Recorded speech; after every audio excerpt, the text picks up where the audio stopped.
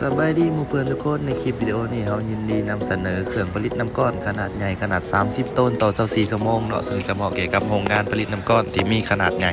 ที่ต้องการการผลิตน้ำก้อนในมือหนึ่งในจำนวนหลายเนาะและเครื่องนี้มาพร้อมกับสื่อโมเดลว่า i1 30T ก็คือ30ต้นต่อ24ชั่วโมงนั่นเองและเครื่องจักรเครื่องนี้เป็นจักรระบบสกรูเนาะซึ่งจะใช้แทนรุ่นลูกสูบเนาะซึ่งเป็นการพัฒนามาเนาะและมีระบบสัมผัสด้วยหน้าจอซึ่งจะว่ามีข้อดีก็คือเวลาเกิดปัญหาต่างๆมีระบบคัดของติดขัดต่างๆมันจะโชว์ขึ้นในหน้าจอนะรุ่นนี้